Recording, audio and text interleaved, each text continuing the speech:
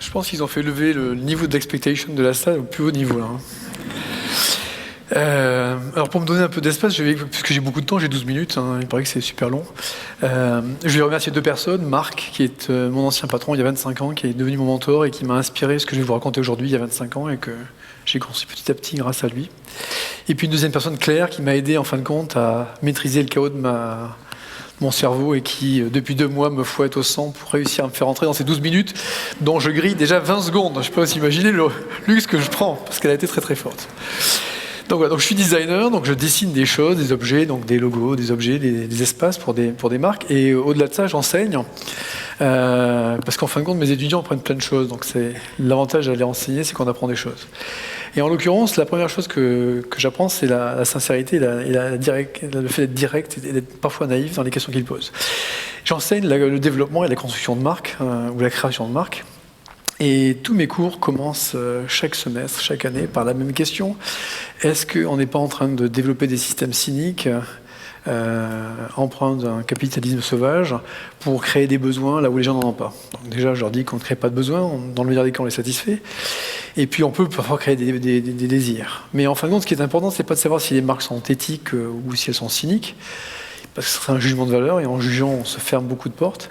Mais plutôt de se dire ce qui anime ces marques, et au-delà de ce qu'on peut juger de ce qu'elles font, voir les raisons pour lesquelles elles le font. Et j'essaie de les engager à découvrir que les marques, et c'est un peu la conclusion, donc tout le reste n'a aucun intérêt, je vous le dis comme ça, il n'y a pas d'attente, c'est que les marques, en fin de compte, je leur dis, essayez de voir si les marques n'ont pas un inconscient, et que cet inconscient, qu'on les marque, et qui transcende votre propre conscience, les engage pas elles-mêmes à se créer une sorte de conscience, une conscience collective. Voilà. Donc là, j'ai tout dit, maintenant je vais vous expliquer comment j'y suis arrivé, parce que ça a été un peu laborieux.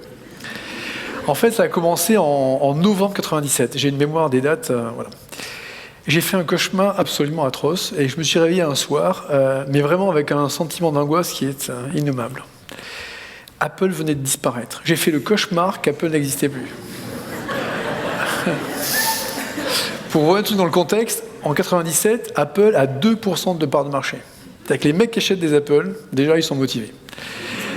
Apple n'est compatible avec aucune imprimante, aucun projecteur vidéo. Rien. Il n'y a pas de typographie développée. C'est un monde clos, une sorte de secte, un peu solitaire, mais très fière d'appartenir à ce qu'elle appartient à elle-même. Et donc, en fin de compte, dans cette réflexion, je me dis, mais pourquoi je suis tellement angoissé à l'idée qu'Apple disparaisse? Parce que de toute façon, quoi qu'il arrive, ce qui peut m'arriver de mieux, c'est d'avoir un ordinateur qui marche, alors que celui-là a du mal à marcher. Mais en fin de compte, la perspective de me greffer une sorte de prothèse mécanique, un PC, me pèse. En plus, là, il est 3h du matin quand même quand je pense à ça, je vous dis, parce que je n'étais pas tout à fait... Et je me rends compte, en fin de compte, en pérérinant, que ce qui me rattache à l'idée de cette angoisse, de la disparition d'Apple, c'est pas tellement ce que Apple fait, mais c'est ce pourquoi elle le fait, en fin de compte. C'est ce qu'elle représente. Et je me dis, en fin de compte, ce qui va m'angoisser, c'est que la seule entreprise, peut-être, qui partage avec moi une certaine vision du monde, va disparaître. Cette vision que l'humain a plus de valeur que la machine. Alors le débat est éternel, il date du 19e siècle, mais... eux, ils l'ont porté à son paroxysme.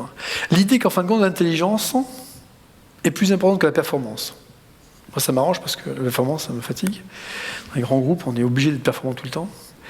Et donc, en fin de compte, je me dis que cette disparition-là a beaucoup plus d'importance que la simple disparition d'un ordinateur, somme toute parfois beau, esthétique, intéressant, ergonomique. Mais c'est ça qui m'angoisse.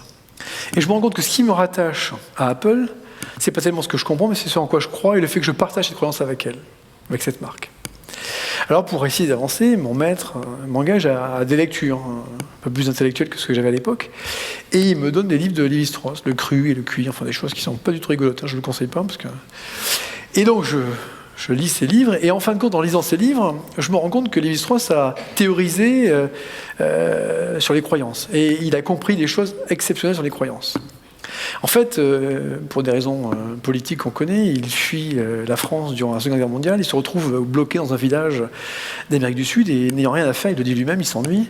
Il se promène dans la forêt amazonienne à la découverte de différentes populations et il rencontre 2 tribus de même nature quasiment, de même population, quelques kilomètres d'écart, même endroit. Et il se rend compte que ces deux tribus ont généré des cultures totalement différentes, dans un contexte qui est quasi similaire. Alors, il est fasciné par ces différences, il essaie de les comprendre. Alors comment il les voit, ces différences? Parce qu'il les voit parce que ces tribus émettent des signes qui sont différents. Elles ont une manière vestimentaire de s'habiller différente, elles ont des habitats qui sont différents, elles ont une langue qui est aussi différente, une cuisine qui est différente. Alors il essaie de comprendre pourquoi autant de différences pour des gens qui pourraient être aussi similaires, un peu comme Sparte et Athènes en quelque sorte. Et creusant, il se rend compte qu'elles n'ont pas les mêmes règles de vie, elles n'ont pas les mêmes interdits. Et ces règles, ce sont des rituels, une codification qui ordonne et organise la tribu. Et il se rend compte que ces règles, en fin de compte, sont rattachées à quelque chose de supérieur, à une croyance. Et il va comprendre qu'en fin de compte, ce qui définit la différence de ces deux cultures, c'est qu'elles ne croient pas dans les mêmes choses. Ces deux tribus, l'une au milieu de la forêt, croit dans les oiseaux et le ciel, l'autre dans la rivière et les poissons. Et donc, en fin de compte, de manière totémique et de manière mythologique, ils ont accroché leur système de valeurs à des croyances différentes qui se raccrochent à des mythes différents. Alors, je me dis, ça c'est super intéressant, parce que si on peut se dire que moi je crois en Apple et donc je m'accroche à quelque chose chez Apple, c'est que cette croyance, elle peut être organisée, structurée de manière raisonnée, donc de manière logique. Donc je creuse un peu plus loin et je commence à développer des théories analytiques me servant de sémiologie, d'anthropologie pour analyser les marques, en me disant peut-être que je vais comprendre le fondement des croyances des marques. Et puis un jour, j'ai une mission chez une grande entreprise, je ne peux pas dire laquelle, mais qui est dans la compétition et dans le sport, et donc je leur présente différentes mythologies autour de la sportivité, en leur disant voilà, si vous voulez être une marque de sport et une marque dans la sportivité, il y a différents types de mythologies dans la sportivité. Et au moment où je commence ma présentation, j'entends au premier rang, pas suffisamment fort pour que tout le monde l'ait peut-être entendu, mais enfin suffisamment pour que moi je l'entende, quelqu'un qui dit mais qu'est-ce qu'il raconte? Alors, ce que c'est le truc de l'ascenseur quand il se passe, quelqu'un fait un vent et personne n'ose se retourner. Bon. Et donc je me dis, est-ce que je fais du style, hop, j'ai entendu, je fais hop une pirouette et je repars. Et puis comme je ne suis pas de cette nature-là, donc je finis par dire, j'ai entendu un commentaire, peut-être quelqu'un a quelque chose à dire. Personne ne répond pas. Et donc, je dis, bon, apparemment, il y a un avis contraire aux théories que je développe. Alors, on va prendre un exemple et vous allez vous rendre compte que si vous ne pensez pas que ça marche pour votre marque, ça peut peut-être marcher pour votre marque. Sauf que je n'ai pas d'autres exemples, en fin de compte, parce que je suis au début de mes théories et donc, je n'ai pas des dizaines de clients à qui j'ai fait des spectres anthropologiques. Bon. Et donc, en fin de compte, je réfléchis, je cherche une marque, et puis, il me vient, je me dis, il faut qu'une marque que tout le monde connaisse, et puis je pense à Apple. Je dis, ben voilà, Apple. Alors, question à la salle. Pourriez-vous me dire quel est le but fondateur d'Apple? Mais je leur dis ça avec le sentiment de le savoir, mais je ne sais pas du tout. Hein. Et donc, je me dis, il y a quand même un mec qui va le trouver, quand même, avant moi. Bon, ils sont 70. L'intelligence collective de cette salle va m'aider. Bon, rien. Donc, il se passe strictement rien, donc j'attends que quelqu'un me sauve la mise. Et donc, personne. Alors, je prends un pas de recul, je dis, bon, très bien, alors, la question est un peu difficile, je vais simplifier la question.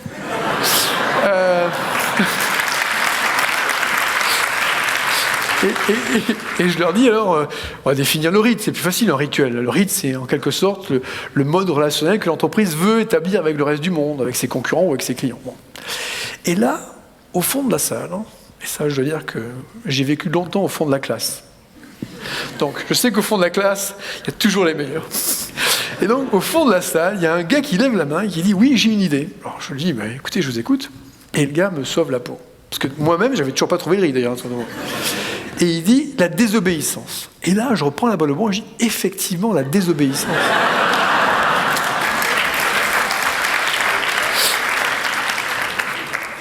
Et donc, je me confesse, tout le monde le sort aujourd'hui. Et donc, en fait, effectivement, la désobéissance. Mais je dis, mais la désobéissance à qui?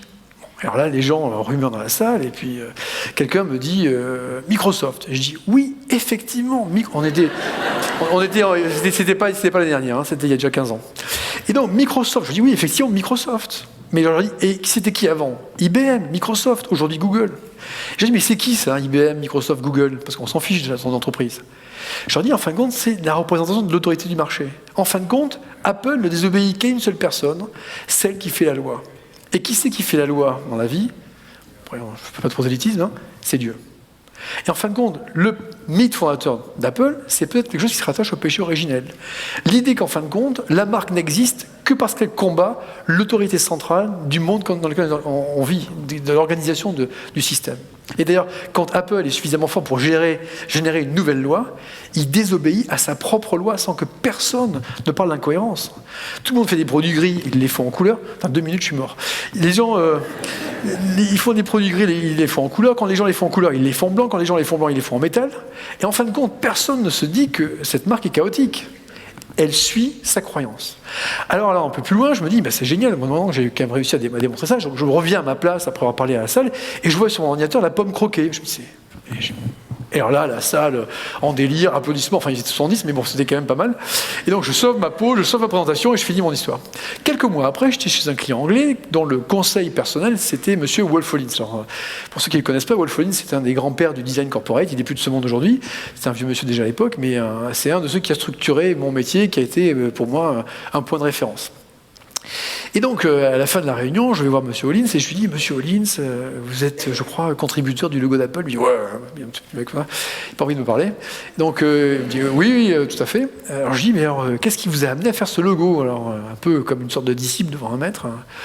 Et donc, il me dit, il y avait un logo, c'était la pomme de Newton, un logo comme ça, avec une pomme de Newton, et puis il y avait Picto, les icônes, le Macintosh. Et donc, voilà, l'icône, la pomme, paf, le logo. Je pense qu'il n'avait pas envie de me parler. Je pense qu'il était assez vexé quand un designer français vient de donner des conseils à une marque anglaise.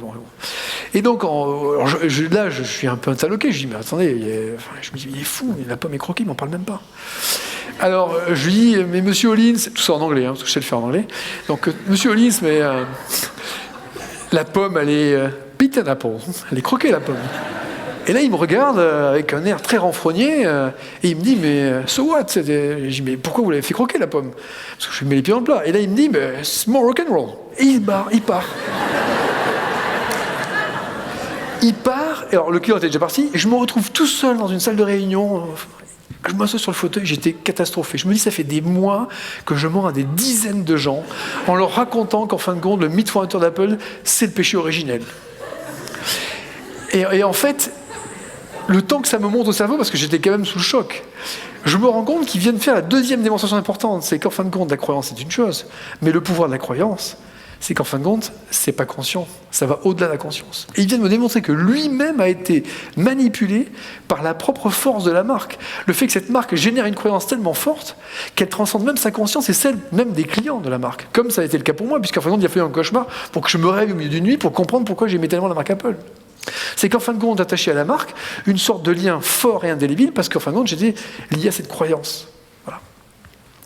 Et en fin de compte, ce qui est intéressant, c'est de se dire qu'en définitive, c'est que cette croyance, on peut dire, so what, une fois qu'on a qu'une marque a une croyance, bon. En fin de compte, cette croyance, elle a un pouvoir. Elle crée du lien social. Alors on peut toujours se dire que c'est toujours au bénéfice des profits de l'entreprise, parce que le lien social va s'établir entre les gens qui travaillent dans l'entreprise et ceux qui en deviennent clients. Mais ça va au-delà de ça, parce qu'en fin de compte, ce lien social et cette conscience que la marque génère, liée à ce pouvoir inconscient de ses croyances, crée une conscience qui devient collective. Et c'est là que ça devient intéressant. C'est qu'une conscience collective n'appartient même plus à celui qui l'a générée, en l'occurrence la marque. Elle peut la guider, elle peut la nourrir, et elle a le devoir de la nourrir. Mais elle ne peut pas la contrôler, parce que cette conscience devient communautaire. Et l'ère de l'Internet est encore plus fort. Regardez ce qui s'est passé. Gap change de logo. Ils avaient un carré bleu avec une typo blanche très très belle. Ils font un carré bleu avec une grosse typo noire sur Internet. Ils font n'importe quoi. La conscience collective de tous les clients des internautes agrégés, même de ceux qui ne sont pas clients de la marque, s'élève en leur disant c'est n'importe quoi. Et eux d'oser dire aux internautes, mais écoutez, dites-nous ce que vous voulez qu'on fasse. Et les internautes très judicieusement de leur dire embaucher une agence de design. C'est véridique. Hein, et donc, je prends souvent l'exemple parce qu'il est quand même assez démonstratif. Et donc, en fin de compte, de se rendre compte que cette conscience collective, elle a ce pouvoir-là de créer du lien social, mais d'avoir aussi des vertus, éthiques. Et peut-être qu'en fin de compte, au fond de moi, le cauchemar que j'avais fait, c'est qu'un jour, j'avais le sentiment que la disparition d'Apple, c'était peut-être cette disparition de ce pouvoir, cette conscience collective, qui pour moi était en fin de compte une seule chose, c'est qu'Apple, grâce à sa conscience collective, était une marque vecteur de progrès. Voilà. Merci.